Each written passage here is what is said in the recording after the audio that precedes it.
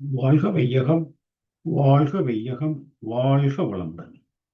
இது Canada sky yoga மன்றத்தின் வாராந்த தொழில் சிந்தனை உரைவாகும்.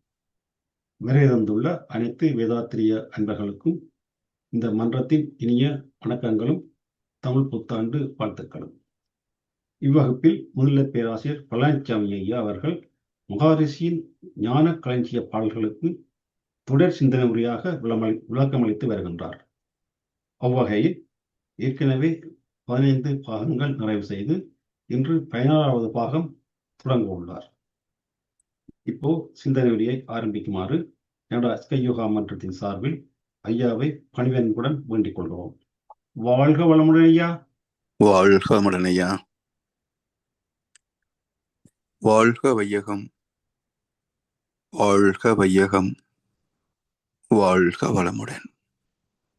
குரு வாழ்க, குருவே துணை. சிந்தனையை, உடல் நலத்தை சீர் அமைத்து ஓய்வைத்த குருவே வாழ்க. வாழ்க வளமுடன், வாழ்க வளமுடன், வாழ்க வையகம். கனடா ஸ்கை யோகா அறக்கட்டளையை சிறப்பாக நடத்தி வருகின்ற ஆன்மீக அன்பு உள்ளங்கள், குறிப்பாக பேராசிரியர் முனைவர் சிவசங்கரம் ஐயா அவர்கள்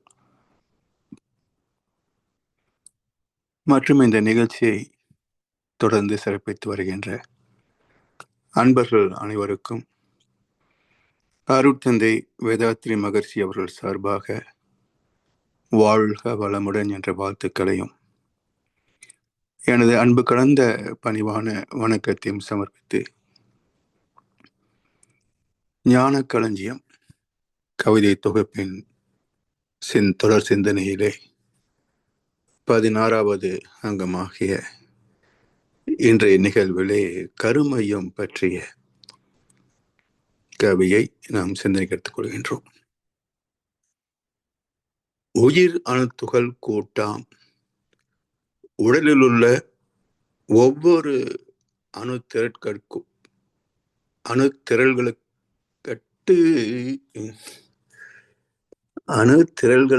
ஊடே பரம் அவ் உடலிலுள்ள தன்மை தரம் திறம் அறிவு ஆட்சி தரம் யாவும் சுருக்கமாகி உடலுக்குயிர் உட்பொருளாம் சீவகாந்தம் உணர்பொருளாய் பூரணமாய் நிறைந்துள்ளது. உடலிலுள்ள தன்மையெல்லாம் ஒடுங்கி சுருங்கி நிலைத்துள்ளது மனித மனத்தன்மை போல. கரு மையம், அதாவது ஸ்பெசிபிக் கிராவிட்டி, தனக்கென்று மையம் அமைத்து கொண்ட இறைநிலை. இறைநிலையை கிராவிட்டி என்று சொல்லலாம், தஞ்சிருக்க ஆற்றல். அதுவே பின்னப்பட்ட நிலையிலே இறை துகள் முதல் மனித இனம் வரைக்கும் பெற்ற பரிணாம வரலாற்றிலே தனித்த இயக்கங்களாக அமைந்த போது ஒவ்வொன்றுக்கும் மையம் அமைந்திருக்கின்றது. உலகங்களின் ஈர்ப்பு உள் மையம் கொண்டும் உயிர் வகைகளில் காந்த கருமையம் கொண்டும் என்று மகர்ஷி அவர்கள் இந்த துல்லிய சமதள சீர்மை என்ற ஸ்பெசிபிக் கிராவிட்டி பற்றி குறிப்பிடுகின்றார். உயிர் அணு துகள் கூட்டாம் உடலில் உள்ள ஒவ்வொரு அணு திரள்களுக்கு ஊடே பரம் அவ்வுடலில் உள்ள தன்மை தரம் திறம் அறிவு ஆட்சி தரம். ஒவ்வொரு உயிர் துகள், அந்த துகள்களின் தொகுப்பு தானே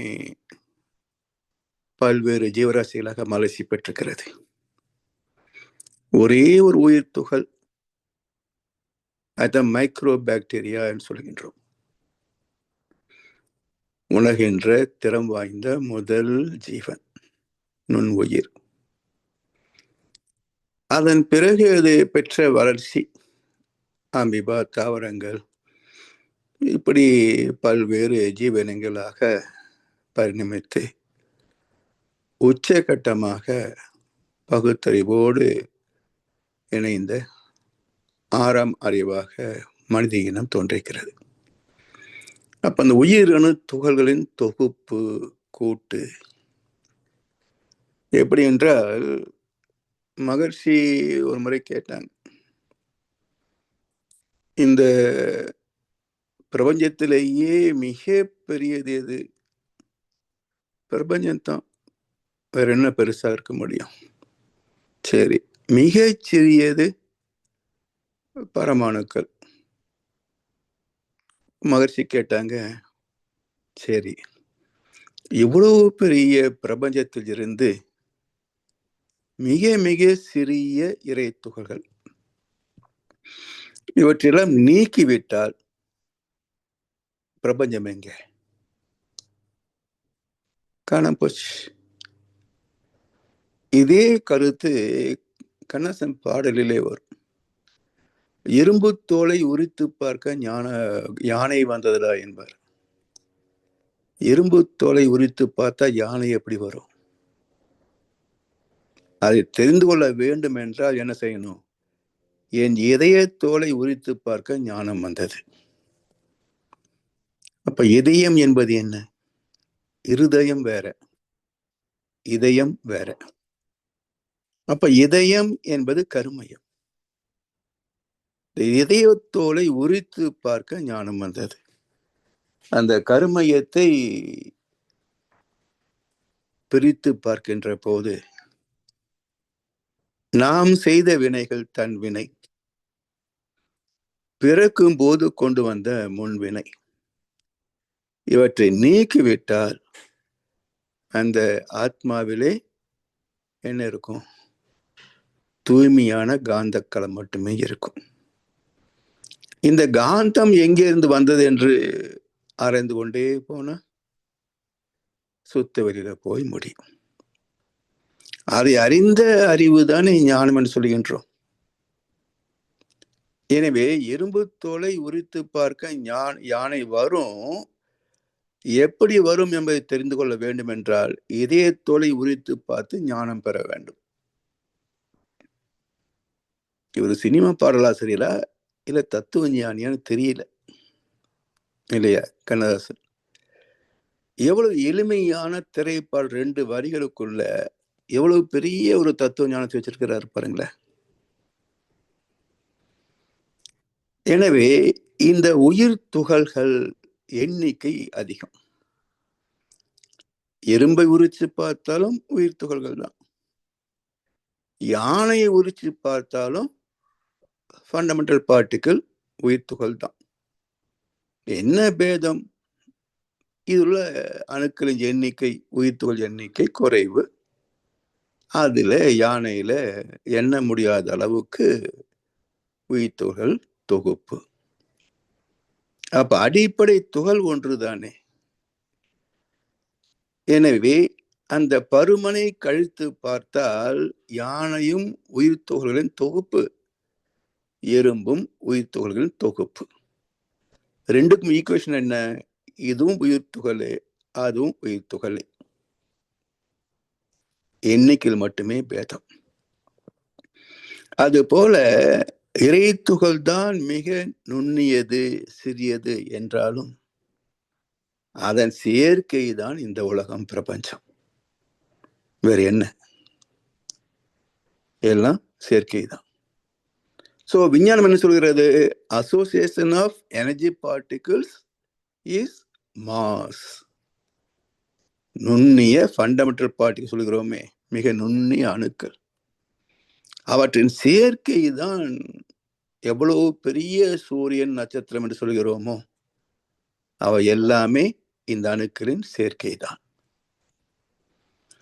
அதே போல இது பிரிந்து போனால் என்ன ஆகும்? இப்ப சூரியன் எடுத்துக்கொள்கிறோம், தொடர்ந்து இயங்கிக் கொண்டிருக்கின்ற ஒரு நெருப்பு கோலம். அதற்குள்ள மையத்தை நோக்கி அணுக்கள் நெருங்கி நெருங்கி நெருங்கி செயலற்று நின்று விடுகிறது. அது எந்த நிலை? மீண்டும் சுத்த வெளியாக மாறக்கூடிய நிலை என்றால் அது இறை துகள்கள். எந்த ஒன்று சிதைந்தாலும் கடைசி நிலை என்ன என்றால் இறை துகளாகத்தான் முடியும். இது என்னாகும்? இரண்டு பக்கமும் கோடு போல விரிந்து பிரபஞ்சத்தை கடந்து சுத்த வெளியோடு கலக்கிறது என்கிறார் மகர்ஷி. அப்ப இதுவரைக்கும் சூரியனாக இருந்த அதே அணுக்கள் தானே இப்போ இறை துகளாக மாறி வெளியே போனது. அப்போ சயின்ஸ் என்ன சொல்றது? Dissociation of mass is energy particles. அப்போ இந்த பிரபஞ்சம் முழுவதும் நிகழ்வது என்ன என்றால் கூடுதலும் பிரிதலும், அசோசியேஷன் அண்ட் டிசோசியேஷன், அவ்வளவுதான். சேர்க்கையும் பிரிவும் தான் உலகம். இதை புரிந்து கொண்டோம் என்று சொன்னால் எல்லாமே அணுக்களின் கூட்டு, சேர்க்கை பிரிதல். இதுல என்ன கணக்கு? எவ்வளவு அணுக்கள் சேர்கிறது ஒரு கணக்கு, எத்தனை காலம் வாழ்கிறது இன்னொரு கணக்கு. இதுல பெறுகின்ற அனுபவங்கள் என்ன, இயக்க சீர்மைகள் என்ன, பஞ்சபூதங்களிலே பேட்டர்ன், பிரிசிஷன், ரெகுலாரிட்டி. உயிர்களிலே உணர்தல், பிரித்தறிதல், துய்த்தல். மனிதனிடத்தில் இவற்றையும் கடந்து ஆராய்ச்சி, தெளிவு, முடிவு. இப்படி 10 படித்தளங்கள் தானே உயிர் இயக்கம். உணர்ச்சி, தேவை, முயற்சி, செயல், விளைவு, அனுபவம், அனுபவம், ஆராய்ச்சி, தெளிவு, முடிவு. எவ்வளவுதான். எனவே உயிர் துகள் கூட்டமாம் உடலில் உள்ள ஒவ்வொரு அணுத்தல்கள் கூட்டே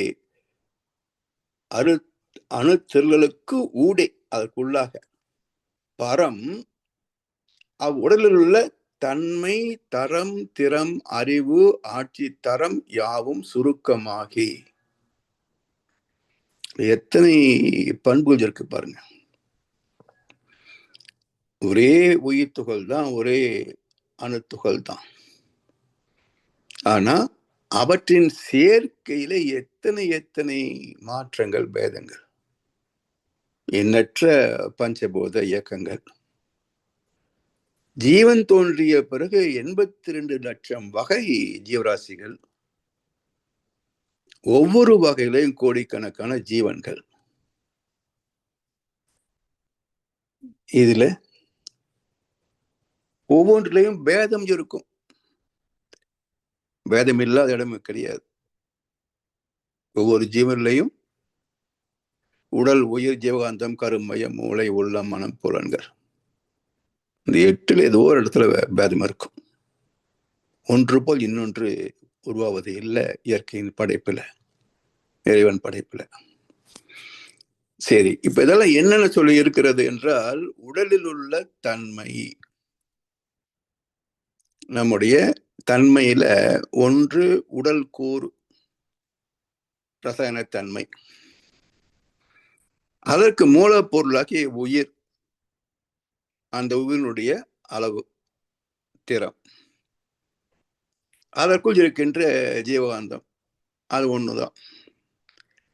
அதற்குள் மையம் கொண்டிருக்கின்ற அனுபவ பதிவுகள்.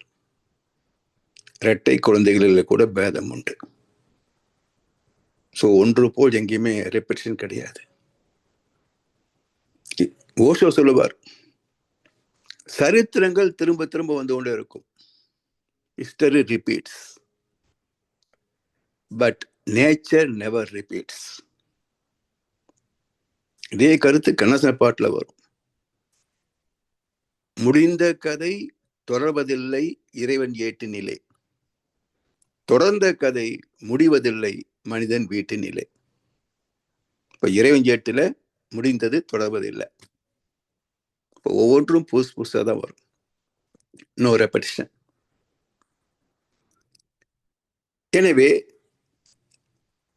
ரசாயனங்கள், உயிர் துகள்கள், காந்தம், பதிவுகள்.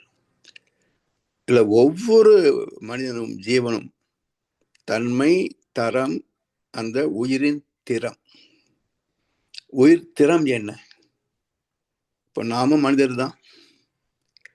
இந்த ஸ்போர்ட்ஸ் அல்ல வெயிட் லிஃப்டிங் ஒன்று இருக்கும், அவர் மனிதர் தானே. ஒரு அனாவசியமாக 500-600 பவுண்ட் எடையை தூக்கிடுறாரு. நானும் மனுஷன் தானே, நான் தூக்குறேன் தள்ளுங்க என்று முனைந்தால் விளைவு என்ன? முதுகெலும்பு ஒடிஞ்சு போயிடும். அப்போ ஒரே மனித தோற்றம் ஒரே உயிர் துகளா? இல்லை. அவருடைய உடலை கியூபிக் எம்எம் கணக்கு போட்டு நம்முடைய உடலையும் கியூபிக் எம்எம் போட்டா ஒரே மாதிரி உள்ள உடல் பயிற்சி செய்யாத ஒரு உடல் இருக்கும், கண்டுடலாம். இப்ப என்ன டிஃபரன்ஸ் என்றால் ஸ்பெசிபிக் கிராவிட்டி, திணிவு வித்தியாசப்படும். அப்ப உயிரின் திணிவு, அதற்கேற்ப செயல் திறமை மாறுபடும். அறிவு ஒரே அறிவு தானே, பேரறிவு. அந்த அறிவு அதனுடைய எழுச்சி பெற்ற வரலாறு தானே பிரபஞ்ச உயிரின தன்மாற்றம். ஒரே அறிவு தானே. இந்த அறிவிலே ஆட்சி தரம், அறிவின் தரம் எதை பொறுத்து மாறுகிறது என்றால், இயல்பில் உடல் சார்ந்த தேவைகளில் எல்லோருக்கும் ஒரே அறிவு தான். எல்லாருக்கும் பசிக்கும், எல்லாரும் சாப்பிடுவாங்க. எல்லாருக்கும் தாகம் எடுக்கும், எல்லாரும் தண்ணி குடிப்பாங்க. எல்லாருக்கும் கழிவு உண்டு, எல்லாரும் கழிப்பாங்க. எல்லாருக்கும் இனவிருத்திக்கான இச்சை உண்டு, இனவிருத்தி நடக்கும் உலகம் போறா. எதுல பேதம்? இந்த இயல்பறிவு என்பது இன்ஸ்டிங்க்ட், இயல்பறிவு. எதிலே பேதப்படுகிறது என்றால் ஆராய்ச்சியிலே பேதப்படும். ஆராய்ச்சியிலே பேதப்படும். அந்த ஆராய்ச்சிக்கான சூழ்நிலை, அந்த ஒரு தாக்கம் இருக்கணும். எத்தனையோ ஆதி மனிதர்கள் இருந்தாங்க. ஆதி காலத்துல யாரோ ஒருவனுக்குத்தானே அந்த விதையை தோண்டி பார்க்கணும்னு தோணுச்சு. தோண்டி பார்த்தா உள்ள இருக்கிற கொட்டை தான் உண்டு போட்ட கனியனுடைய விதை என்று பார்த்துக்கிட்டான். அப்ப அடுத்து என்ன கண்டது? விதையிலிருந்து செடி முளைக்கும் கண்டுபிடிச்சான். இவன் தானே முதல் விஞ்ஞானி இல்லையா? மனித சரித்திரத்துல முதல் விஞ்ஞானி, முதல் PhD இவரு தானே. அத்தனை பேருக்கு தோணலையே அது. அது போல எல்லோரிடத்திலேயும் பேசிக் இன்ஸ்டிங்க்ட், அடிப்படை அறிவு ஒன்றாக இருந்தாலும் கிரியேட்டிவிட்டி, அந்த அறிவினுடைய படைப்புகள் அல்லது கண்டுபிடிப்புகள், இன்வென்ஷன், அந்த தரம் மாறும். அதனால் இது அடுத்து என்ன நடக்கும் என்றால், இந்த விதை போட்டால் செடி முளைக்கும் ஒருத்தர் கண்டுபிடிச்சார். இன்னொருத்தருக்கு சொல்றார், இதை போட்டேன் முளைச்சது, சோ நாமளே விவசாயத்தை பார்க்கலாம். இன்னொருத்தர் கற்றுக் கொடுக்குறார். அப்ப லேர்னிங், டீச்சிங் அண்ட் லேர்னிங். அதை கற்றுக்கொள்கின்ற போது என்ன சொல்கின்றோம்? செகண்ட் ஸ்டேஜ் இன்ஸ்டிங்க்ட் என்ற இயல்பறிவு இப்போது கூர்ந்து நோக்குகின்ற அறிவாக மாறுச்சு. அந்த விதை கண்டார் பாருங்க சயின்டிஸ்ட், எப்படி வந்தது? கூர்ந்து நுணுகி ஆராய்ந்து பயன் கொள்ளத்தக்க நுண்மான் நுழைப்புலன் அறிவு, பர்சிபிகாசிட்டி கண்டுபிடிச்சார். அடுத்து இன்னொருத்துக்கு சொல்றாரு இல்லையா, டீச்சிங், அது கத்துக்கிறாரு அவரு. அப்ப லெஜர் ஆஃப் நோயிங்ஸ், ஒருவர் கண்டெடுத்ததை இன்னொருவர் அவரிடத்திலிருந்து கேட்டோ பார்த்தோ கற்றுக்கொள்கின்ற போது அது நாலேஜ், லெஜர் ஆஃப் நோயிங்ஸ். அப்படி அறிந்து அறிந்து அறிந்து இந்த அறிவு விரிந்து கொண்டே போக நான் யார் என்ற கேள்வி வந்துச்சுங்களேன். என் மூலம் என்ன? 7 ஒருவன் 70 ஒருவன். சாவது எப்படி, சென்றது எவ்விடம்? கேள்வி வரும் இல்லை? அந்த கேள்வி வருகின்ற போது தேடினான் என்று சொன்னால் அறிவு நுணுகி போகிறது. இந்த உணர்ச்சி வயப்பட்ட வாழ்க்கை அனுபவங்களிலிருந்து விலகி நுணுகி ஆராய்ச்சியோடு போகிறது. அதிலே பெறக்கூடிய உள் உணர்வு. இப்ப எல்லா விஞ்ஞானிகளுக்கும் உள்ளுணர்வு இல்லைன்னு ஒன்று கண்டுபிடிக்க முடியாது. இதையே சேர்த்து பார்க்கலாம்னு தோணுது. சேர்த்து பாரு சொல்றது யாரு? அப்படி வந்தது தானே இன்றைக்குள்ள அத்தனை விஞ்ஞான வளர்ச்சியும். அப்ப இன்ட்யூஷன், உள்ளிருந்தே இறைவன் நமக்கு கற்றுக் கொடுக்கின்ற பாடம் இன்ட்யூஷன். இதையும் கடந்து இறைவனையே அறிகின்ற போது மெய்ஞானம், மெய்யுணர் அறிவு, விஸ்டம். அப்ப அறிவு ஒன்றாக இருந்தாலும் அது பரிணாமத்திலே அனுபவங்களை கொண்டு தன்னை மேன்மைப்படுத்திக் கொள்கிறது. அந்த நிலையிலே அது இறைவனையே அறிந்து கொள்ளக்கூடிய அறிவாக மாற்றம் பெறுகிறது. அப்ப அறிவு, இந்த அறிவு திறம் பெருக பெருக ஆளுமை திறம் பெருகும். ஆட்சி தரம் என்பது என்ன? ஆட்சி நடக்குது உலகத்துல, தரம் உண்டா என்று பாருங்களேன். குறிப்பா நீங்க தமிழ்நாட்டை எடுத்தீங்கன்னா, அரசு என்றால் எப்படி இருக்கும் என்பது அரசியல்வாதிகளுக்கும் தெரியாது, மக்களுக்கும் தெரியாது. எது நல்லாச்சு? பெரிய அண்டா கொடுத்தான் பாருங்க, அவன் தான் நல்லாச்சு. அடுத்தது சின்ன அண்டா கொடுத்தான்ல, அவன் தான் அடுத்த ஆட்சி. இவன் தெரியாது இவன் என்ன கொடுப்பான்னு. அதனால இந்த பெரிய அண்டாவா சின்ன அண்டாவா இதுக்குள்ளேயே நம்ம தேர்வு பண்ணிடலாம். இதுக்கு அறிவுன்னு பேரா? இவங்க எல்லாம் ஜனங்கள், மக்கள் சொல்லலாமா? மாக்கள்னு சொல்லுவாங்க. அறிவு கட்ட ஜனங்கள் அர்த்தம். மாக்கள்னா அறிவு கட்ட ஜனங்கள், ஜந்துக்கள் அர்த்தம். அப்போ வள்ளுவர் என்ன சொல்றாருங்க? அரசியல்வாதிக்கு இலக்கணம் என்ன என்றால், கடவுள் வாழ்த்து என்று அறத்துப்பாலை துவங்கிவிட்டார். பொருட்பாலை தொடங்குகின்ற போது இறை மாட்சி என்று துவங்குகிறார். அப்ப அந்த இறை மாட்சி என்ன சொல்கிறது? 10 குறட்பாக்கள் என்று பார்த்தால், ஆட்சிக்கு வரக்கூடிய ஒருவா எப்படிப்பட்ட தகுதி உள்ளவனாக இருக்க வேண்டும்.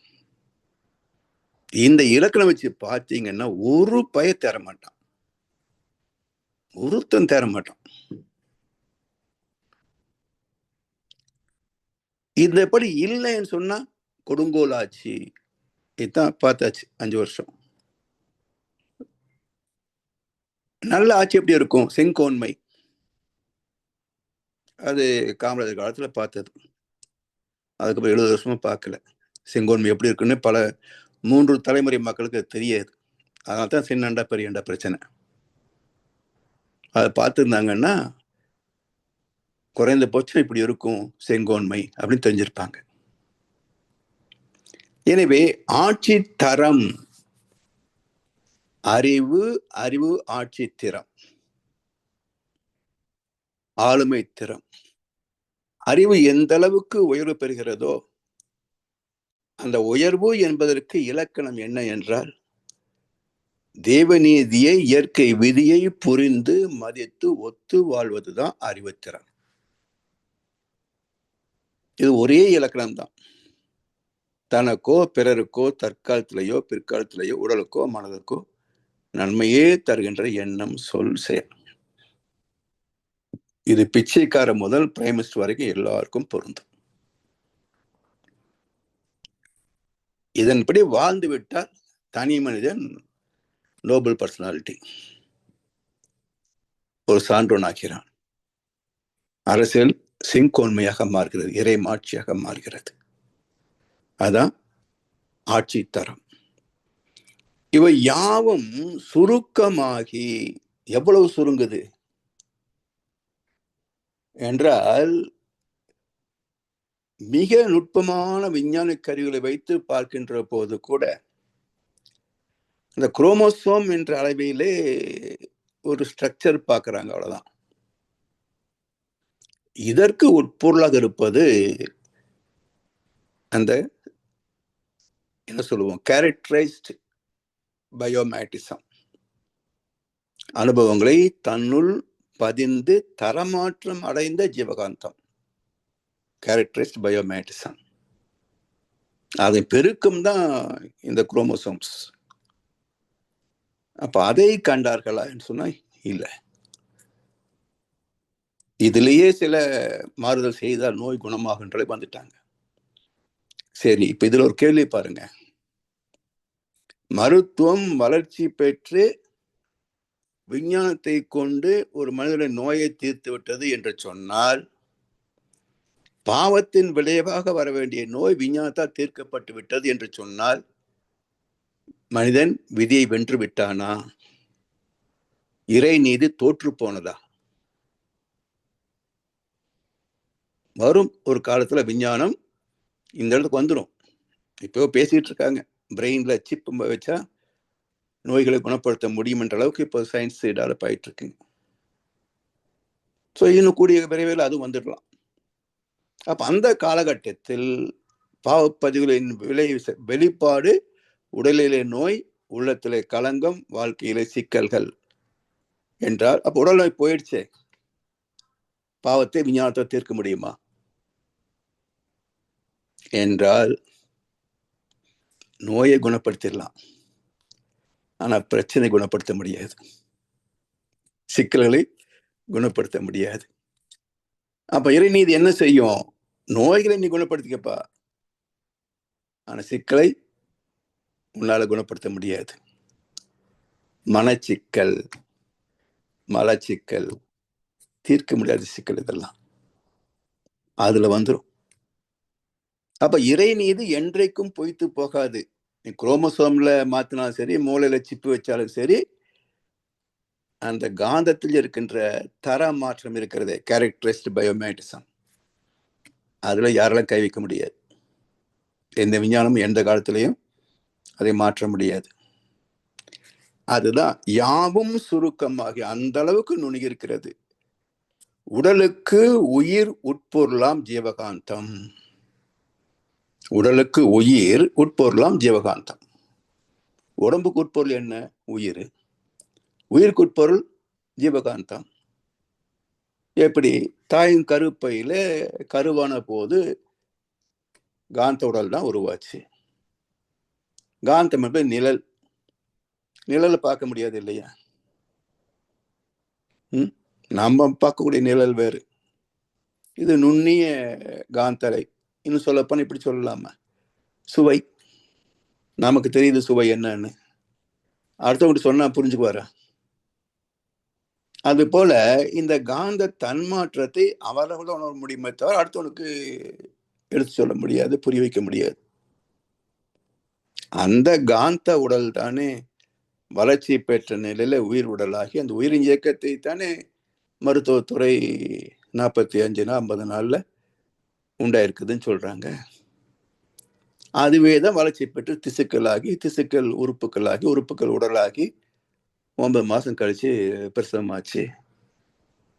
அப்ப 3 உடல் சேர்ந்ததுதான் காயத்ரி. பரு உடல், உயிர் உடல், காரண உடல் அல்லது காந்த உடல். 3 உடம்பு சேர்ந்தா காயத்ரி. காயம்னா உடம்பு, 3ன்னா 3. இப்ப காயத்ரி. இப்படி உடலுக்கு உயிர் உட்பொருளாம் ஜீவகாந்தம் உணர்பொருளாய் பூரணமாய் நிறைந்துள்ளது. உணர்பொருளாய் பூரணமாய் நிறைந்துள்ளது. எப்படின்னா, இப்போ ஒரு அனுபவம் பெறணும்னு வச்சுக்கோங்க. தொடு உணர்வு முதல் வாசனை வரைக்கும் 5 5 தன்மாத்திரைகள், 5 வகை உணர்ச்சிகள், உணர்வுகள். உடம்பு இல்லைன்னா சுவை தெரியுமா?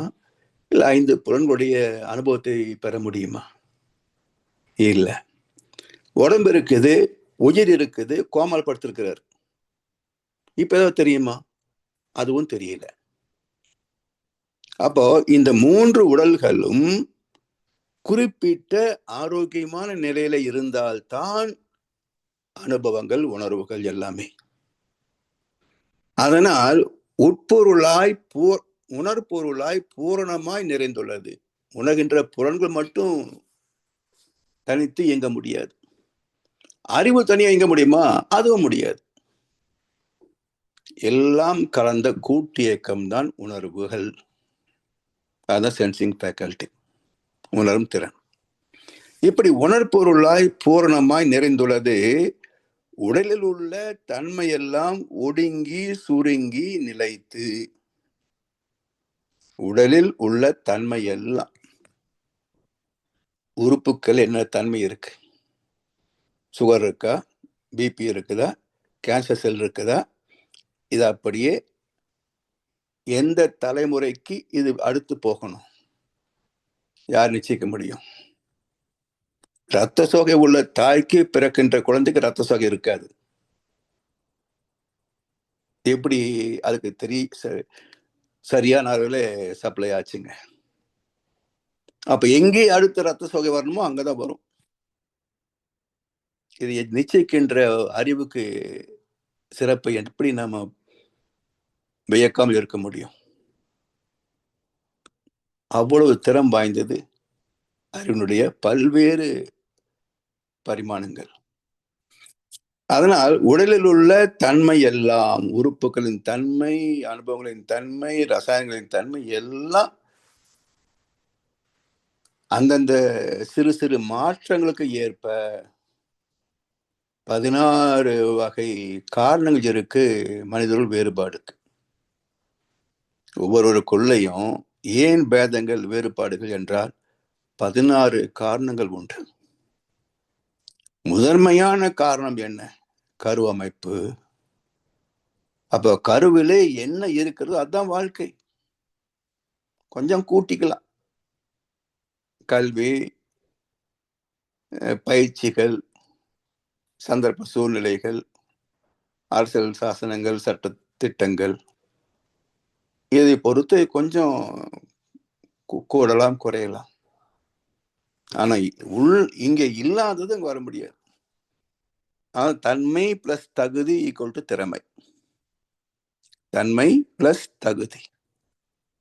ஒரு வகுப்புல 40 மாணவர்கள், ஒரே பாடம், ஒரே ஆசிரியர், ஒரே மாதிரியான டீச்சிங், ஒரே தேர்வு, ஒரே வினாத்தாள், ஒரே மாதிரியான மதிப்பு எண்கள் ஒவ்வொரு கேள்விக்கும். ஆனால் விடையில எத்தனை பேதம், பெற்ற மதிப்பெண்ணில எத்தனை பேதம்? இப்போ எதை சார்ந்திருக்கிறது? Receptivity, understanding, memory power. இது எங்கிருந்து வந்தது? கருவம்பிலே இருக்கக்கூடியது, முன்வினை பதிவுகளிலே இருக்கக்கூடியது. அதனால் உடலில் உள்ள தன்மை எல்லாம்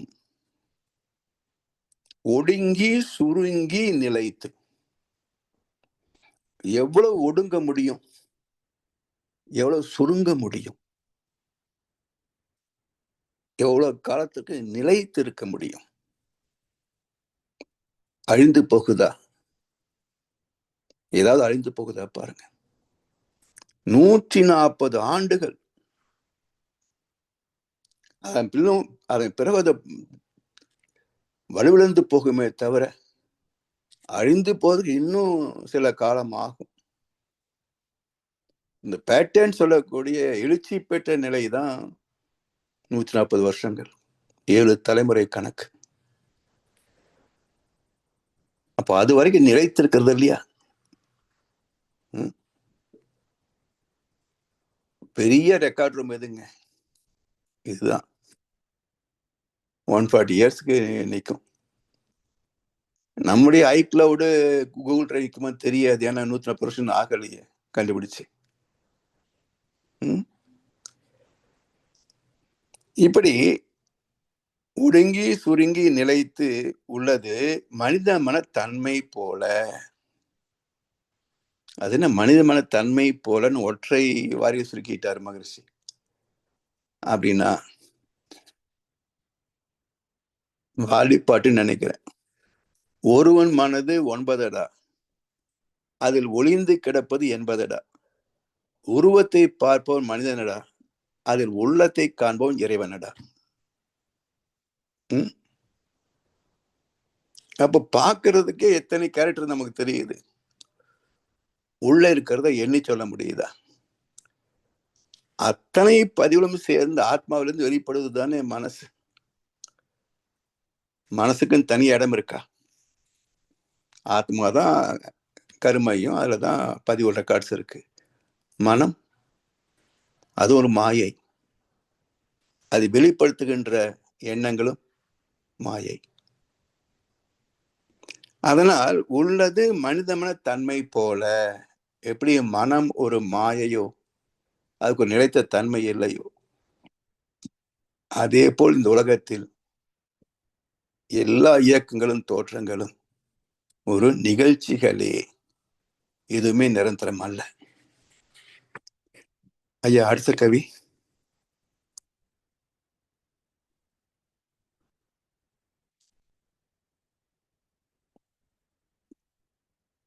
உயிர்களிலும் உயிரற்ற சட பொருட்கள் அனைத்திலும் உயர் பதிவு சூழ்நிலைகள் தேவை. இவற்றுக்கேற்ப உயிர்களிடம் மறந்தாற்றும் இவ்வுண்மை உணருங்கால் பேரியக்க மண்டலத்தில் உயிர் பொருளோ சடப்பொருளோ தனி இல்லை என்ற உண்மை விளக்கமாகும். ஒன்றே பலதென்ற உயர்காந்த தத்துவத்தின் உட்பொருளை உணர்ந்து விரிந்த அறிவில் வாழ்வோம். இந்த தத்துவம் எல்லாம் ஏன் நம்ம தெரிஞ்சுக்கணும்? அறிவியல் பூர்வமாக, அறிவுபூர்வமாக, அனுபவபூர்வமாக, ஆதாரபூர்வமாக ஏன் நாம் தெரிந்து கொள்ள வேண்டும் என்றால், அந்த வாழ்க்கை தான் நிறைவான உன்னதமான பேரின்ப வாழ்க்கை. சிக்கல் இல்லாத, நோய் இல்லாத, ஒன்லி பாசிட்டிவ். அனைத்து மேன்மைகள் மட்டுமே தூக்க வேண்டும் என்றுதான் எல்லோரும் ஆசைப்படுகிறோம். ஆனால் அது கிடைக்கின்ற இடம்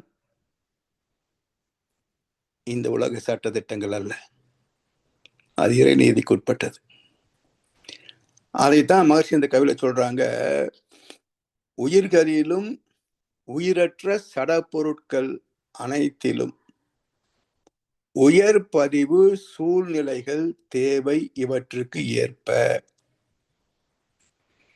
உயர் பதிவு சூழ்நிலைகள் தேவை. இது நமக்கு புரியுது. நம்மகிட்ட பதிவுகள் இருக்குது, சந்தர்ப்ப சூழ்நிலைகள் இருக்கின்றன, தேவைகள் உள்ளன. இதெல்லாம் நம்மிலே புரியுது. ஆனா மகிழ்ச்சி என்ன சொல்லிட்டாங்க? உயிர்களிலும் கூட உயிரற்ற சட பொருட்கள் அனைத்திலும். அப்படி என்றால் சடப்பொருளே பதிவுண்டா? அந்த பதிவு என்ன பண்ணும்? நீ ரொம்ப பாவம் பண்ணிட்ட யாரு, கே ராகு, நீ சனியாய் போக கடவுது. சனி, நீ ரொம்ப வாலாற்ற, நீ கேதுவாக போக கடவுது. அப்படியே மாற்ற முடியுமா? பதிவு இருக்கு இல்லை என்றால், இப்ப உயிரிலே எடுத்துக்கங்களேன். ஒரு புலி இப்படித்தான் வாழும் என்று ஒரு கட்டுரை எழுதிடலாம். ஒரு மான் அவருடைய வாழ்க்கை முறை இப்படித்தான் என்று கட்டுரை எழுதிடலாம். ஒரு செடி, வெண்டைக்காய், பாவக்காய் இப்படித்தான். அதை மீறி அது மாறி வளர முடியாது, வாழ முடியாது.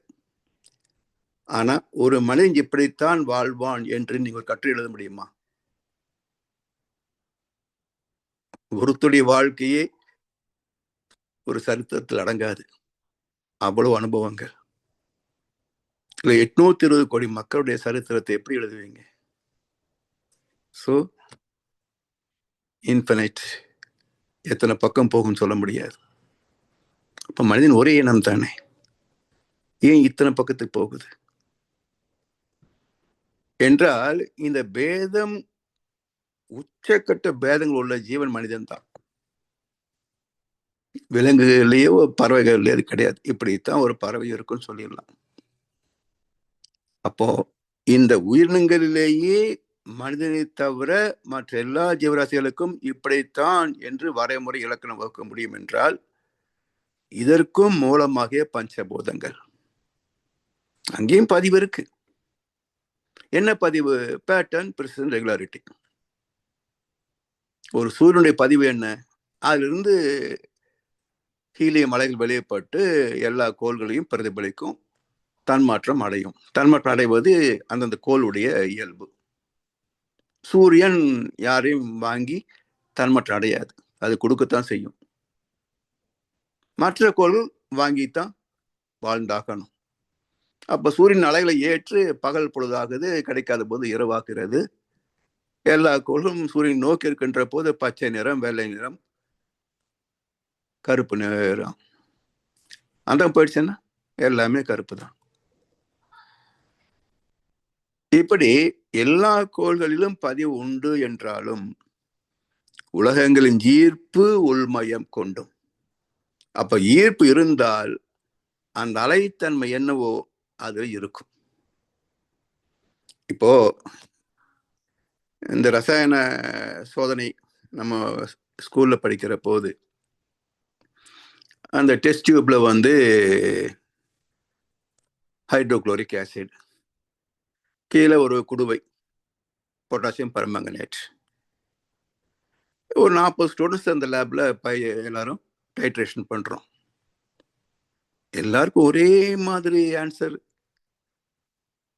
என்ன அந்த பாயிண்ட் அதில் கொஞ்சம் பேதப்படுமே தவிர மெயின் டிஜிட் ஒரே மாதிரி தானே வருது.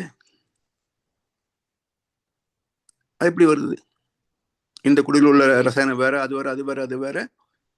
அப்ப எல்லாவற்றுக்குள்ளும் இருக்கின்ற பதிவு என்ன என்றால், இந்த அளவுக்கு மேல் ஒரு துளி விழுந்தது என்று சொன்னால் என் நிறத்தை மாற்றிக்கொள்வது பதிவுங்க இருக்குல்ல. அது வரைக்கும் அது அதே நிறத்துல தான் இருக்கு, பர்பிள் கலர். அந்த சேச்சுரேஷன் பாயிண்ட் வரும்போது ஒரு துளியில நிறமற்று போகிறது இல்லையா? அப்போ தெரியுதுல, அதுக்கு இந்த டிராப்ல நம்ம ஆயுசு முடிஞ்சு போச்சுன்னு தெரியுது இல்ல. அப்போ அங்கேயும் இருக்கு உணர்தல், ஆனா சொல்ல முடியாது, வெளிப்படுத்த முடியாது. நிறம் மாற்றமாச்சு, அவ்வளவுதான். நான் மாறிட்டேன்னு சொல்ல முடியுமா? உணர முடியுமா? அது அப்போ நுண்மை நிலை உணர்வு என்பது நம்மை போல் அல்ல, அதுவும் உணர்கிறது. எவ்வளவு நுண்மையாக, நம்மால் புரிந்து கொள்ள முடியாத அளவுக்கு மிக நுட்பமாக மாற்றம் நிகழ்கிறது. ஏன்னா அந்த கடைசி துளி விழுவது என்பது உணரலன்னு சொன்னா எப்படி மாற முடியும்? அப்ப அந்த உணர்வு என்பது வெரி சப்ளர், மிக நுட்பமான உணர்வு. தாவரங்களிலே வெளிப்படுத்துது, ஆனா ஒரு சிலதை வெளிப்படுத்துச்சு. தொட்டா தெரியும் அப்படின்னு எல்லா தாவரமும் சொல்லுச்சு. தொட்டா சரிங்க மட்டும்தானே சொல்லுச்சு, என்னை தொடாதே அப்படின்னு. தொட்டா சீனிங்கிருவேன்னு அது ஒண்ணுதானே சொல்லுச்சு. அப்ப மற்றதுக்கெல்லாம் இல்லையா? இருக்கு. இதுல கொஞ்சம் சென்சிட்டிவிட்டி அதிகம், அவ்வளவுதானே பேதம். அது போல உயிர்களிலும் உயிரற்ற சட பொருட்கள் அனைத்திலும் உயர் பதிவு சூழ்நிலைகள் தேவை. இவற்றிற்கு ஏற்ப உயிர்களிடம் மலர்ந்து ஆற்றும். உயிர் வகைகள்ல அது மலர்ச்சி பெற்று, மலர்ச்சி என்றால் முழுமை பெற்றதுன்னு அர்த்தம். மலர் என்றால் ஒரு விதையின் முழுமை. மலர் மிசை இயக்கினான், மானடி சேர்ந்தால் நிலமிசை நீடுவாழ்வார். அப்ப மலர் என்பது ஒரு விதையின் முழுமை. எப்படி? அந்த மலர் மகரந்த சேர்க்கை ஆட்சி என்றால் சூளுற்று அடுத்த சந்ததிக்கு போயிடும். பழமாகி, கொட்டையாகி, விதையாகி அடுத்த சந்ததிக்கு போயிடும். அப்ப ஒரு விதையின் முழுமை உச்சக்கட்டம் என்பது ஒரு மலர். அதுல இருந்து அடுத்த சந்ததி ஆரம்பமாயிடும். அதனால் மலர் என்று சொன்னால் ஒரு முழுமை என்று அர்த்தம். அப்படி உயிர்களிடம் மலர்ந்து ஆற்றும் இவ்வுண்மை உணரும் கால் இந்த வரலாற்று நிகழ்வுகளை ஜடப்பொருட்கள்ல உயிர் பொருட்கள்ல நம்மிலே உணர்கின்ற போது உணருங்கால் பெரியக்க மண்டலத்தில் உயிர் பொருளோ சடப்பொருளோ தனி இல்லை என்ற உண்மை விளக்கமாகும். எதுவாக இருந்தாலும் தனியா இருக்கா? இல்லை. எல்லாம் ஒன்றோடு ஒன்று என்ன சொல்லுவோம், மோதுதல், பிரதிபலித்தல், ஊடுருவுதல், சிதறுதல், இரண்டடியே ஊடாடுதல். இந்த 5 அலை இயக்க பண்புகள் இல்லாத இடமே கிடையாது. ஏன்? இது இறை துகளிலேயே தோன்றிய விதி. எல்லா தோற்றங்களும் ஜீவன்களும் இறை துகள்களின் கூட்டும் தரமாற்றமும் தான். கூட்டு, பிறகு விண்களின் தரமாற்றம், உயிரின் தரமாற்றம். இறை துகள பேதம் கிடையாது. அதனால் இந்த உண்மை உணர்கின்ற போது எல்லாம் ஒன்னேதான். அதனால்தான் காக்கை குருவி எங்கள் ஜாதி, நீல் கடலும் மலையும் எங்கள் கூட்டம். அது மட்டுமா? என்ன சொல்றாரு? சக்திகள் யாவும் அதுவே. சுத்தவெளி சக்திகள் யாவும் அதுவே, பல் சலனம் பிறத்தல் இறத்தலும் அதுவே. நித்தியமாம் இவ்வுலகில் கடல் நீரில் சிறு துளி போலும் இப்பூமி. உலகம் என்றால் பிரபஞ்சம். நித்தியமாம் இவ்வுலகில் கடல் நீரில் சிறு துளி போலும் இப்பூமி. கடல் எவ்வளவு பெருசுங்க? அதுல இருந்து ஒரு துளி நீர் எடுத்தா எவ்வளவு சிறுசு. அது போல் உலகம் பூமி ரேஷியோ போட்டீங்கன்னா அது கடல், இது ஒரு துளி. சரி, இதுல தெய்வம் பல பல சொல்லி பகை தீயை வளர்ப்போர் மூடர். உய்வது அனைத்திலும் ஒன்றாய் எங்கும் ஓர் பொருள் ஆனது தெய்வம். ஒருவன பரப்பன நடப்பன ஜட பொருட்கள். ஊர்வன ஜீவன், பரப்பன ஜீவன், நடப்பன ஜீவன், பிறகு ஜட பொருட்கள் யாவும் அதுவே. இந்த எழுத்தும் தெய்வம், எழுதுகோலும் தெய்வம். இத பிரம்மஞானம். எதை பார்த்தாலும் இறைவனின் பல்வேறு தோற்றங்களாகவே பார்க்கின்ற அறிவு பக்குவத்துக்கு பேர் தான் பிரம்மஞானம். அதான் இறை உணர்வு. எனவே உயிர் பொருளோ சடப்பொருளோ தனி இல்லை என்ற உண்மை விளக்கமாகும். ஒன்றே பலதென்ற உயிர்காந்த தத்துவத்தின் உட்பொருளை உணர்ந்து விரிந்த அறிவில் வாழ்வோம். ஒன்றே பலதென்று, அதாவது அந்த ஒன்றுக்குள்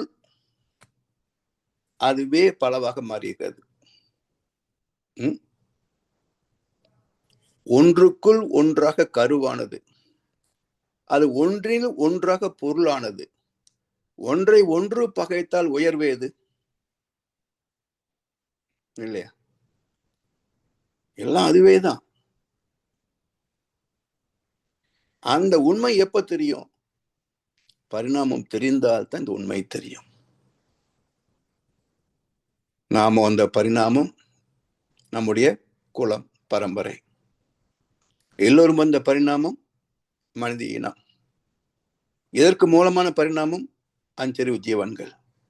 இப்படியே போனா நூன் உயிர், அதுக்கு முன்னாடி பஞ்சபூதங்கள், அது எப்படியே தேடிட்டு போனா இறைத்துகள். அப்ப எங்க போய் முடியுது? எல்லாம் ஒரே தெய்வத்தின் பல்வேறு சிறப்புகள். பிறப்பு ஒக்கும் எல்லா உயிருக்கும். சிறப்பு ஒவ்வா, செய்தொழில் வேற்றுமையா, எல்லாமே இறைநிலை தான். அதனால மகசூட சொல்லுவாங்க, 7 வயசு கூடுவாஞ்சேரி விநாயகர் கோவில், பக்தி எப்படி இருக்கணும்ன்றா உதாரணம் மகர்ஷி தான். நமக்கும் தான் பக்தி இருக்கு. மார்கழி மாசம் குளிர், நமக்கு கம்ஃபர்டபுளா ஸ்வெட்டர் போட்டுக்கிட்டு வெந்நீர்ல குளிச்சுட்டு ஒரு செம்புல பச்சை தண்ணி எடுத்துக்கிட்டு பூ எடுத்துட்டு போய் கோவில்ல தண்ணியை ஊற்றி பூவை போட்டு கும்பிட்டு வர்றோம். யாருக்காவது தோணுச்சா நாம மட்டும் வெந்நீர்ல குளிச்சுமே இந்த கடவுளுக்கு குளிருமா யாராவது யோசிச்சாங்களா? எந்த பக்தனும் யோசிக்கலையே. ஆனா மகர்ஷி யோசிச்சாரு. அப்ப என்ன செஞ்சாரு? வெந்நீர்ல கொண்டு போய் குளிப்பாட்டினார். வெந்நீர்ல குளிப்பாட்டினார். நான் மட்டும் சோப் போட்டு தேய்ச்சா போதுமா? விநாயகருக்கு அழுக்கு சேராதா? அப்போ தேங்காய் சாட்டை வச்சு சுரண்டி விநாயகர் தேய்ச்சி குளிப்பாட்டினார். அதுதான் பக்தி. உண்மையான பக்தி அதுதான். தன்னை போல பிறரை என்னும் தன்மை வேண்டுமே. நமக்கு எப்படி குளிருமோ அதே போல் கல்லுக்கும் குளிருமே. தன்னை போல பிறரை என்னும் தன்மை வேண்டுமே. எப்போ வரும்? அந்த தன்மை வர உள்ளத்திலே கருணை வேண்டுமே.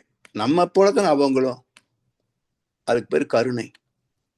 அந்த கருணை உள்ளத்திலே கருணை வேண்டுமே. இந்த அன்பும் கருணையும் இருந்து விட்டால் அதுதான தெய்வம்.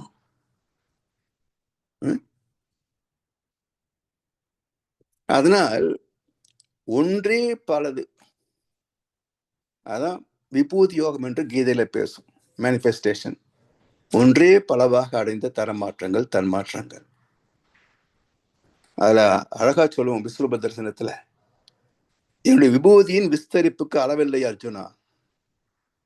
நான் இப்படியெல்லாம் பரிணமித்தேன் தெரியுமா? கணக்கில் அடங்காது, புத்தகத்தில் அடங்காதுப்பா. அவ்வளோ மாற்றங்களை நான் செய்திருக்கிறேன்.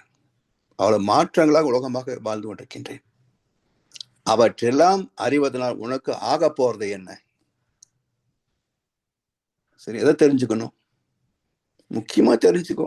சுத்தவெளி, இறைத்துகள், விண்ணு, பஞ்சபோதங்கள், உயிர்கள், நாமம். போதும் இல்ல? அது எப்படி 82 லட்சம் சொல்றீங்க? முதல் நுண்ணுயிர், அப்புறம் வரிசை சொல்லுங்க. 82 லட்சம் யார் சொல்ல முடியும்? எந்த சயின்டிஸ்ட் கண்டுபிடிக்க முடியும்? சோ என் விபூதியின் விஸ்தரிப்புக்கு அளவில்லை. அவற்றெல்லாம் அறிவதால் உனக்கு ஆக வேண்டியது என்ன? முக்கியமான சிலதை மட்டும் சொல்றேன், புரிஞ்சுக்கோ. இது போதும் இல்லையா? எனவே ஒன்றே பலதென்ற உயிர்காந்த தத்துவத்தின், உயிர்காந்தம்னா ஜீவகாந்தம், ஜீவகாந்த தத்துவத்தின் உட்பொருளை உணர்ந்து விரிந்த அறிவில் வாழ்வோம். ஜீவகாந்த தத்துவம் என்பது என்ன? அதாவது வான்காந்தம், ஜீவகாந்தம், வளம், ஆற்றல் மறந்திடில், வழி வேறு இல்லை தெய்வம் அறிவு இவை உணர்ந்திட. ஏனென்றால் மெய்ப்பொருளோ எங்கும் நிறை பெருவழி, இதனோடு விண் சுழலின் அலை இணைந்து உறைந்திட ஆன்மாவாய் ஆளும் ஜீவகாந்தமாகும் உடலினில் ஐயமில்லை விண் உயிராம் இயல்பு சுழல் அலையதாம். மேன்மையோடு உயிர் மையத்து அமைந்த வெளி அறிவு, மிக வியக்கத்தக்க அதன் படற்கை நிலை மனமதே. மேன்மையோடு உயிர் மையத்து அமைந்த வெளி, சுத்த வெளி, அதான் அறிவு. அதனால் உட்பொருளை உணர்ந்து விரிந்த அறிவில் வாழ்வோம். இதை உணர்ந்து விட்டால் என்ன வாழ்க்கை என்றால், இந்த புலன்வழி வாழ்க்கை என்பது ஒரு தற்காலிகமானது. குடும்பம், மனைவி, அண்ணன், தம்பி எல்லாம் ஒரு என்ன சொல்லுவது, உடம்பு இருக்கிற வரைக்கும் ஒரு சொந்த பந்தம், அவ்வளவுதான். அதாவது அடிப்படை என்ன? தெய்வீக பந்தம். ஒரு தம்பதி எது வரைக்கும்? கடைசி வரைக்கும் எந்த விதமான இதுவும் இல்லாம பிஸ்ராந்தையர் மாதிரி வாழ்ந்த தம்பதிகள் எத்தனை பேருங்க? அப்போ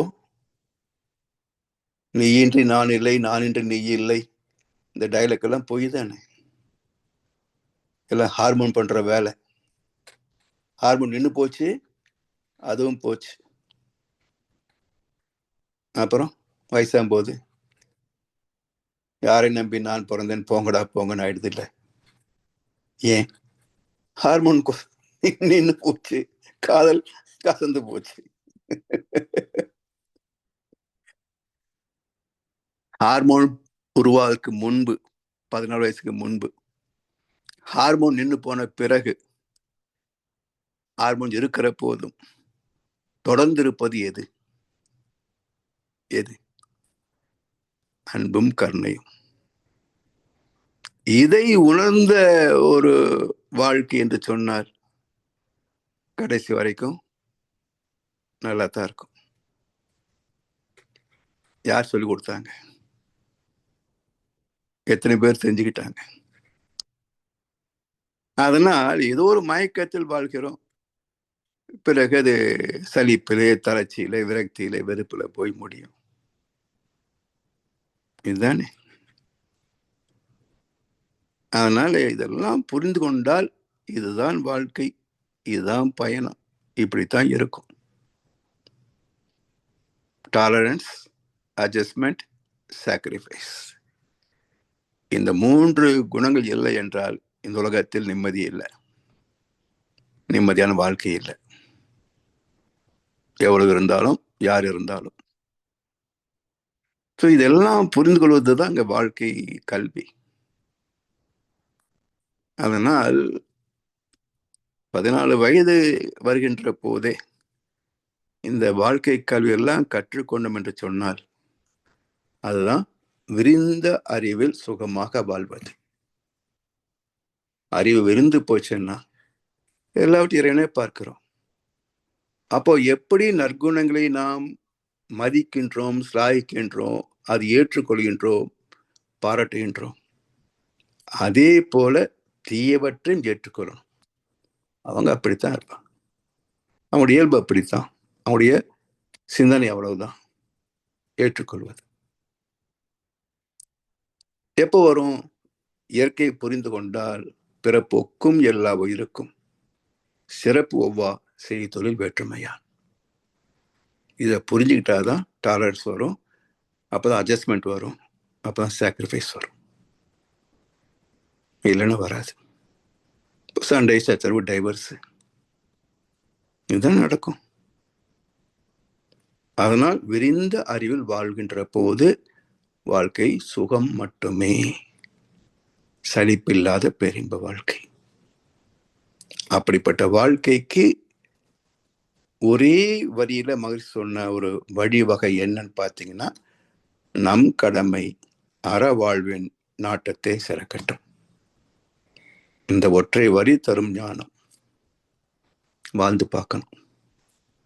அதற்கு துணை செய்து எல்லா கவிகளின் விளக்கமும் இந்த ஒற்றை வரியை நோக்கிய அணிவகுப்பு தான். இதை வாழ்ந்து பார்க்கணும்னா சப்போர்ட் இதெல்லாம் தெரிஞ்சிருக்கணும். இல்லைன்னா அறவாழ்வின் நாட்டத்தை சிறக்க முடியுமா? நம்பிக்கை இருக்காது, நீடித்து நிற்காது. அப்ப நம்பிக்கையும் நீடித்து இருக்கணும்னு சொன்னாக்க இந்த சப்போர்ட்டிவ் ஃபேக்டர்ஸ் இதெல்லாம் தெரிஞ்சிருக்கணும். அதனால் மனோலக்கலையினுடைய சாரம் அப்படின்னு பார்த்தீங்கன்னா இந்த ஞானக்களஞ்சியம் தொகுப்புகள் தான். இதுல இல்லாத ஒன்றை வேற எங்கேயும் நம்ம பார்க்க முடியாது. அத்தனை மறை நூல்களுடைய தத்துவத்தையும் நம்ம ஒரே இடத்துல பார்க்கணும்னு சொன்னாக்க மகசுடைய ஞானக்களஞ்சிய தொகுப்பு 1854 கவிதைகள். இதிலே சில கவிதைகளை சிந்திக்கக்கூடிய வாய்ப்பு நாம் பெற்றதற்கு வாய்ப்பு அளித்தவர்களுக்கும் செவி மடுத்தவர்களுக்கும் நன்றி பாராட்டி இந்த உரையை நிறைவு செய்கின்றோம். வாழ்க வளமுடன், வாழ்க வளமுடன், வாழ்க வையகம். மிக்க நன்றிகள் ஐயா. நன்றி ஐயா.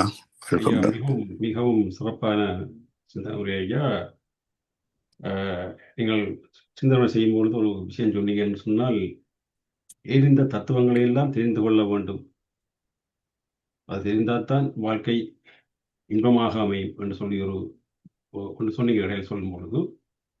இப்போ இந்த கிட்ட நிறைவுக்கு வரும் பொழுது, இந்த புலன்வழி வாழ்க்கை என்பது தற்காலிகமானது. டோலரன்ஸ், அட்ஜஸ்ட்மெண்ட், சாக்ரிஃபைஸ் அது இல்லாவிட்டால் வாழ்க்கை கஷ்டம்தான். அதையா அனுபவத்தில் கண்ட உண்மைகள் அதெல்லாம். மிகவும் சிறப்பையா.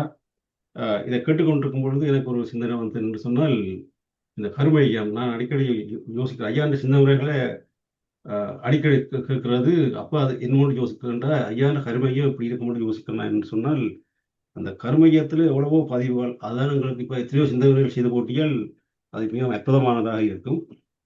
இன்னொரு விஷயம் ஐயா, இன்றைக்கு தமிழ் புத்தாண்டு வாழ்த்து. இன்றைக்கு தமிழ் புது வருடம் எங்களுடைய கிராமங்களில் சொல்லுவார்கள் என்று சொன்னால், அந்த புது வருடத்தில் அன்று என்னென்ன செய்கிறோமோ அதில் கவனம் நல்ல விஷயங்களை செய்ய வேணும் என்றால் அந்த வருடம் முழுக்க அதுதான் செய்ய வேண்டாம் அப்படி ஒரு அதை சொல்லுவார்கள். அதைத்தான் நான் யோசிச்சிருந்தேன் சொன்னால், இன்றைக்கு நாங்கள் வந்த அன்பர்கள் அனைவருக்கும் இன்றைய ஐயாவுடைய சிந்தனைகளோட இன்றைய நாள் ஆல்மோஸ்ட் நிறைவு பெறுகின்றது. அது நல்ல விஷயத்தோடு நிறைவு பெறுகின்றது. அதன்படியாலே இன்றைக்கு இந்த புதுவிடத்திலே ஐயாவுடைய சிந்தனையை கேட்டினாங்கள். இது தொடர்ந்து கொண்டே போகும், நல்லா அமையும் என்று என்னுடைய கருத்து ஐயா. அதோட அன்பர்கள் உங்களுடைய கருத்துக்களை ஏதாவது பகிர வேண்டும் என்று சொல்லி விரும்பினால், ஏதாவது கேள்வி கேட்க வேண்டும் என்று சொன்னால் கைகளை உயர்த்தி ஐயாவுடன் கேட்டுக்கொள்ளலாம்.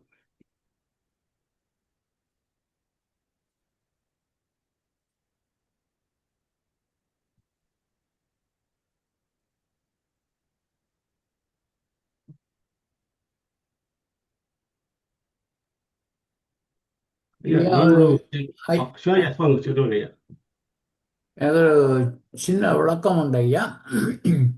இந்த முதலாவது பாட்டு கருமயத்தில் உள்ள முதல் பாட்டுல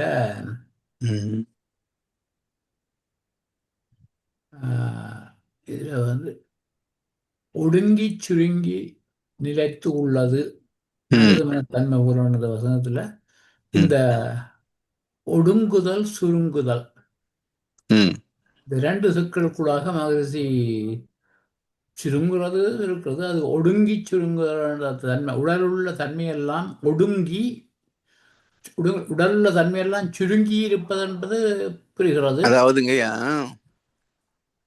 இப்போ ஒடுக்கம் சொல்றோம் இல்லையா, ஒரு பாத்திரம் ஒடுங்கி போச்சு சொல்றோம் இல்லையா. எப்போ ஒடுங்கும்? கீழே விழுந்து இல்ல மேல விழுந்தா விழுந்துருது இல்லையா. அப்ப அந்த ஒடுக்கம் என்பது வெளியிலிருந்து வரக்கூடிய தாக்கம். சுருக்கம் என்பது சுருங்குவது,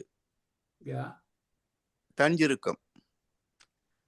அப்போ இந்த இறைவனுடைய தன்மை என்ன? தஞ்சிருக்கம், சூழ்ந்தழுத்தம். அதான் ஒடுக்கம் சுருக்கம். எங்க போய் முடியுது? நிலைத்தல்.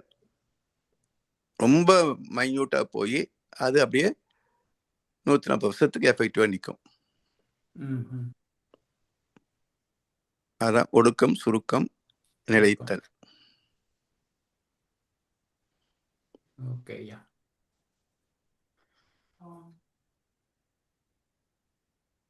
சரிங்களா ஐயா?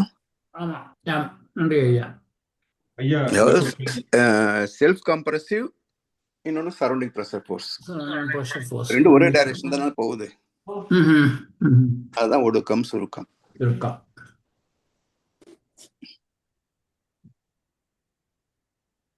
ஐயா, அந்த ஒரு எனக்கு ஒரு கேள்வி ஐயா என்று சொன்னால், நீங்க அந்த ஒன்று சொன்னீங்க இடையில் சொல்லும் பொழுது, அந்த history repeats but nature never repeats சொல்லி, அந்த நேச்சர் நெவர் ரிப்பீட்ஸ்ன்றதுக்கு கொஞ்சம் விளக்கம் ஐயா, அது உதாரணம் சொல்லுங்க. அதாவது நீங்க எந்த ஒரு இயக்கம் எடுத்துக்கொள்ளுங்களேன். ஒரு அணு எடுத்தீங்கன்னா, அந்த அணுவுடைய இயக்கத்துல கொஞ்சம் கொஞ்சமா கரைந்து கொண்டே வந்து அது ஒரு கட்டத்துல வந்து இறை துகளாக மாறி பிரிஞ்சு போயிடுது. இந்த அணுவை மறுபடியும் பிறக்குமா? இல்லை, வேற இறை துகள்கள் இன்னொரு அணுவாக மாறும். அதே போல இந்த உடம்புன்னு சொல்றோம், ஒரு வாழ்க்கை தான் உடம்புக்கு. செத்த பிறகு மதிய இதே உடம்பு இன்னொரு உயிரோட இணைய முடியுமா? இல்லையா? செத்து போச்சு, அந்த செத்து போன உடம்புல வேற ஒரு உயிர் வந்து அந்த செத்து போன உடம்பு எந்திரிச்சு நிக்குதா? நிக்காது, சாத்தியம் இல்லை. இதே போல மரத்து ஒரு இலை இருக்கு, அது உதிர்ந்து போற வரைக்கும் அதேதான், இன்னொரு இலை இல்லை.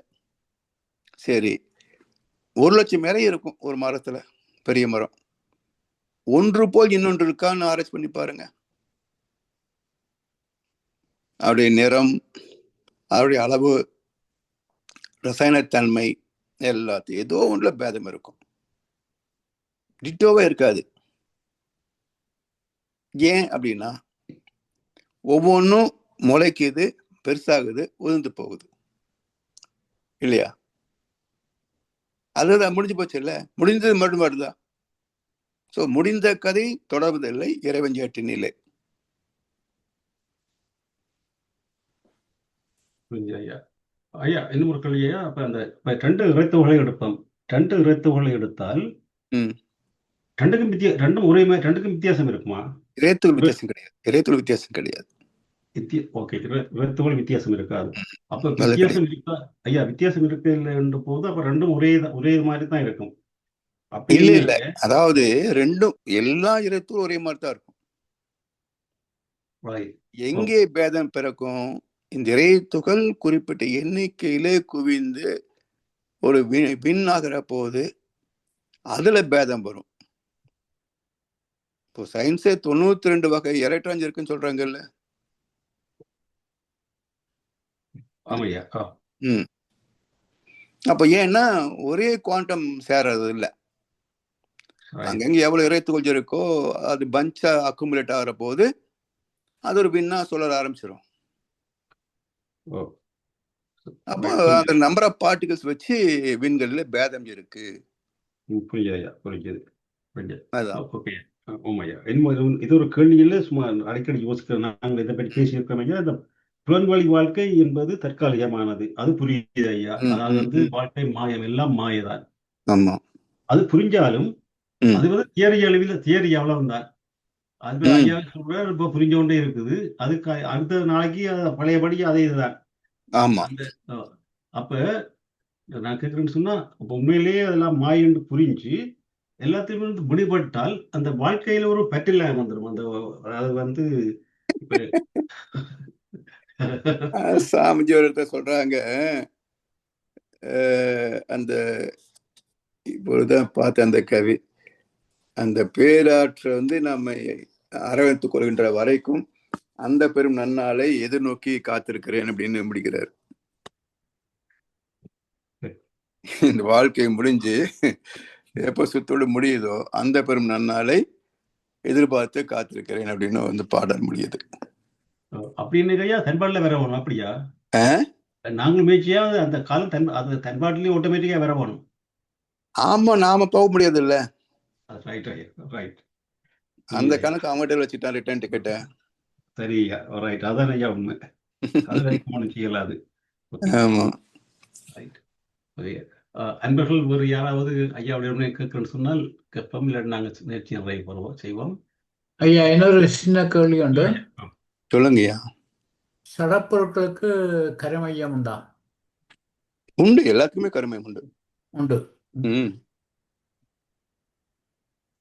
அதான் அது வந்து கருமையும் சொல்றது இல்ல, உலகங்கள் ஈர்ப்பு உள்மையம் கொண்டும் உயிர் வகைகளில் காந்த கருமையம் கொண்டும். அப்ப அது கருமையம்னு சொன்னோம்னா இது காந்த கருமையம்.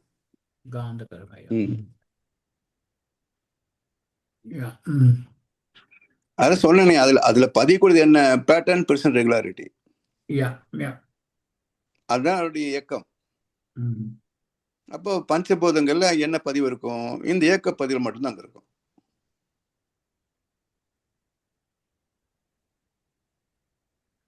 சரி ஐயா, நன்றி. அதே போல ஜீவன் வரைக்கும் எடுத்தீங்கன்னா எல்லா ஜீவனும் இப்படித்தான் வாழணும் கட்டுரை எழுதிடலாம். மனிதனுடைய வாழ்க்கை எழுத முடியுமா? அப்படி ஒரு மனுஷன் வாழ்க்கையை எழுத முடியறது இல்லை. ஒன்று போல் இன்னொரு வாழ்க்கையும் அமைவதில்லை. எவ்வளவு ஒரு மனுஷன் மாதிரி இன்னொரு மனுஷன் வாழ்ந்து முடிந்ததாக எங்கேயாவது ஈக்குவல் சிமிலாரிட்டி இருக்குங்களா? ஐயா, எதுலையுமே இருக்காது.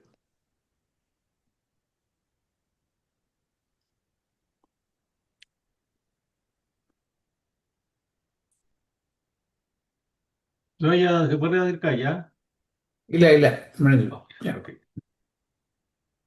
இன்றைய சிந்தனை மிகவும் சிறப்பாக எங்களுக்கு தந்த ஐயாவுக்கு அனைவருமா சேர்ந்து வாழ்த்து கூறி நிகழ்ச்சியை நம்ம செய்வோம். முதுநிலை பேராசிரியர் பழனிசாமி ஐயா அவரின் உடல் நலம், மனவளம், பொருளாதார வளம், அவரின் அன்பு குடும்பம், அவரின் வேதாத்திரிய தொண்டு